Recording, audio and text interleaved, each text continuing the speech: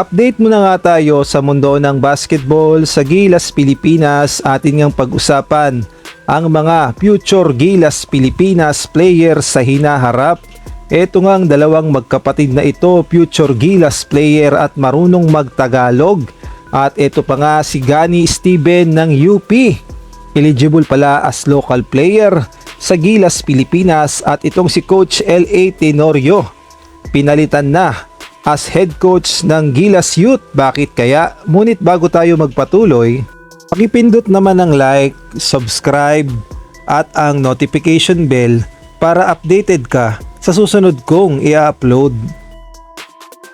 Ayun nga sa report, itong si Coach L.A. Tenorio ay pinalitan na bilang head coach ng Batang Gilas Pilipinas Youth, na alam nating lahat na naging maganda rin naman ang kanyang paghawak sa Batang Gilas Pilipinas, partikular na sa Siyaba qualifiers kung saan ang Gilas Pilipinas Youth nga ang nag-champion. Kaya nga lang, nung sumabak ang Batang Gilas Pilipinas sa FIBA Asia ay hindi nga naging maganda ang kampanya. Kaya naman ayon nga sa report ay pinalitan na itong si Coach L.A. Tenorio as head coach ng Batang Gilas Pilipinas. At ang pumalit nga sa kanya ay si Coach Jono Sauler na hahawak sa Batang Gilas Pilipinas at sa mga susunod na laban ng Batang Gilas. At marami naman na nagsasabi na kaya daw siguro pinalitan nitong si Coach L.A. Tenorio upang makapag-focus na lamang sa PBA, lalong-lalo na siya ang head coach ng Magnolia.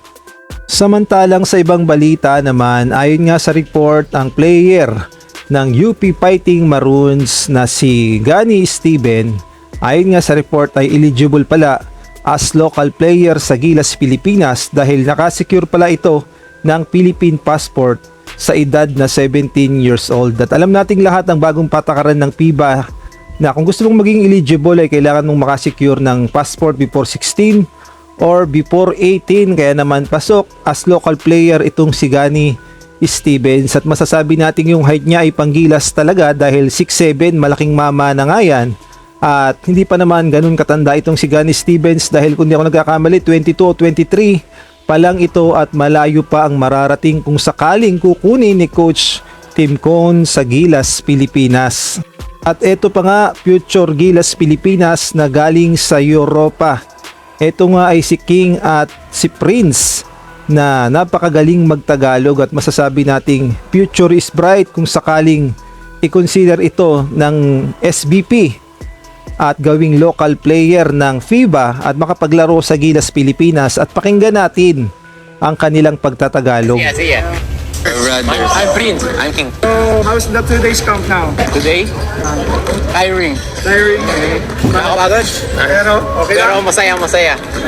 May natutunan rin. Medyo mahirap po siya nakalito pero para rin po naman yun sa amin. Okay, so, they will see you soon. And Yeah. Yes. Bye-bye. See ya guys. See ya. We're brothers. I'm Prince. At ito pa nga ang legit na local player sa Gilas Pilipinas sa hinaharap, ang nakababatang kapatid ng mga Edu brothers ni AJ Edu at gayon na rin ni Pemi Edu. Ito nga si Ben Edu, ang pinakabata sa Edu brothers na gumagawa ng pangalan, at masasabi nating future is bright sa Gilas Pilipinas dahil may height itong 6'4" at legit point guard. Kaya naman panoodin natin kung gaano kagaling itong si Ben Edu.